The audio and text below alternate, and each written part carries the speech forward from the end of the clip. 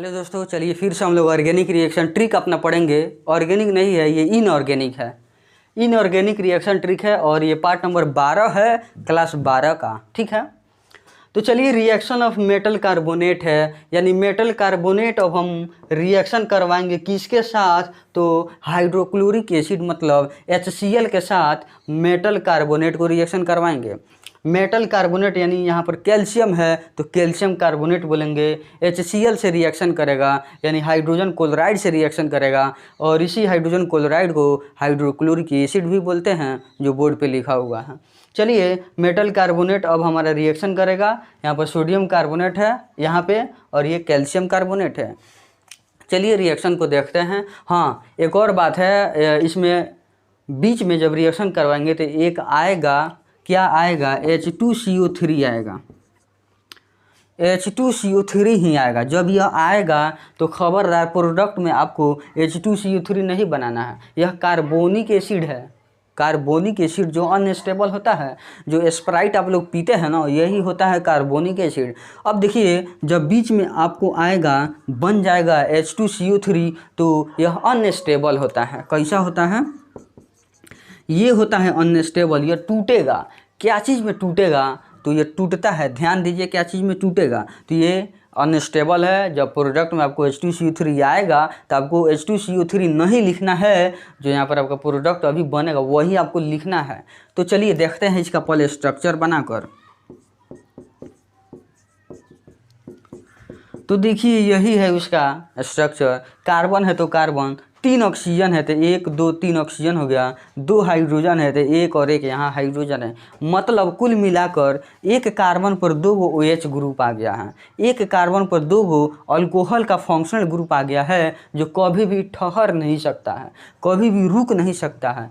एक ही कार्बन पे एक ही OH होना चाहिए। अगर एक ही कार्बन पे एक ही OH है तो वो रुकेगा, ठहर सकता है, मतलब वो कंपाउंड पॉसिबल है, रुक जाएगा।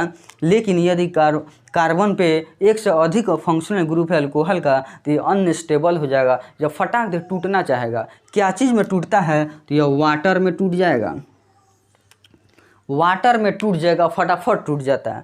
OH यहाँ से ले लेगा, एक हाइड्रोजन यहाँ से ले लेगा, ये दोनों मिलकर H2O बन जाएगा। H2O मतलब जल, यानी वाटर का फॉर्मेशन फौरन करता है ये। प्लस आगे बढ़िए, एक कार्बन बच गया, 2 ऑक्सीजन बच गया। आप जोड़िएगा तो CO2 होगा, कार्बन डाइऑक्साइड हो जाएगा। यानी कुल मिलाकर H2CO3 जब आएगा तो उसको आप H2O और CO2 में आपको लिखना पड़ेगा, क्योंकि इससे यह देता है, यह अनस्टेबल है, फ़ौरन टूट कर फ़ौरन ये बनता है। यानी वाटर और साथ ही साथ कार्बन डाइऑक्साइड, और यही वाटर और कार्बन डाइऑक्साइड के मिलने से जो हम लोग ये रोड के किनारे जो पेप्सी वगैरह पीते हैं, जो स्प्राइट वगैरह लेते हैं ग्लास में, जो नहीं प्लास्टिक का ग्लास में मिलता है, ठीक यही हम लोग पीते हैं। चलिए, तो इतना बात आपको माइंड में रखना है कि जब H2CO3 आएगा तो उसको इस रूप में फटाफट लिख देंगे। मतलब प्रोडक्ट में ये नहीं लिखकर इसी के बदले ये लिखना है, इसके बदले में ये लिखना है, ये ध्यान रहे। अब चलिए हम स्टार्ट करेंगे अपना जो रिएक्शन दिया हुआ है बोर्ड पे।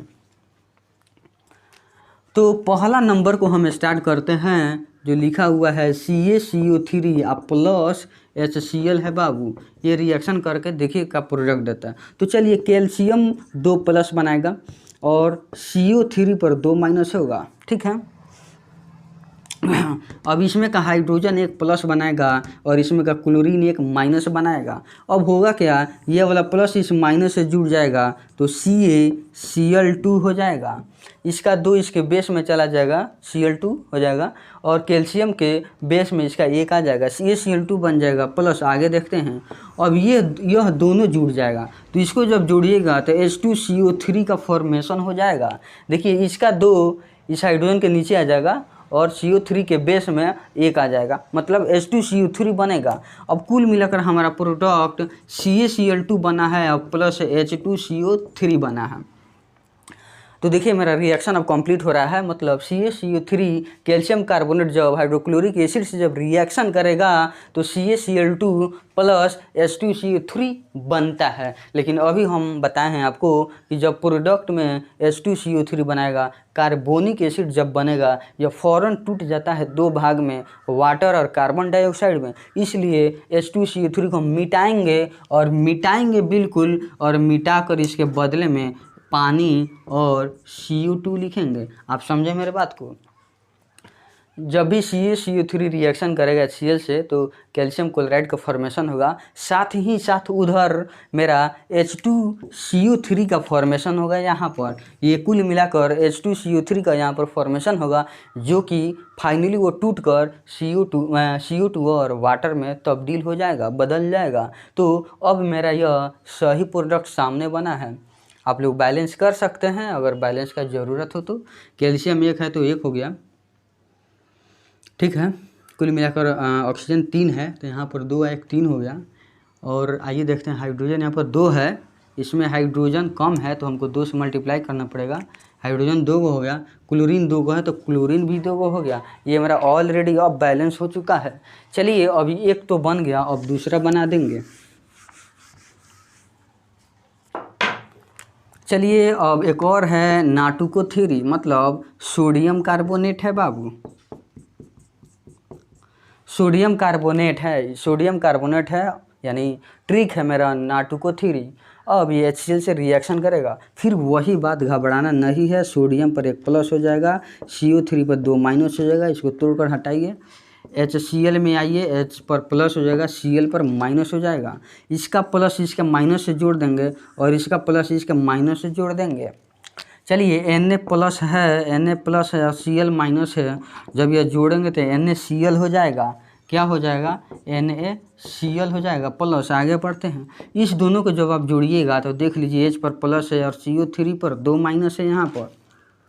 जब इसको आप जोड़िएगा तो ये वाला 2 इसके बेस में आएगा और इसका 1 इसके बेस में आएगा, मतलब H2 और CO3 का होल 1 हो जाएगा। तो इस होल 1 को आप हटा सकते हैं, यानी मिटा सकते हैं। CO3 हो गया, H2CO3 हो गया, तो हम यहाँ पर क्या करेंगे, H2CO3 लिख देंगे।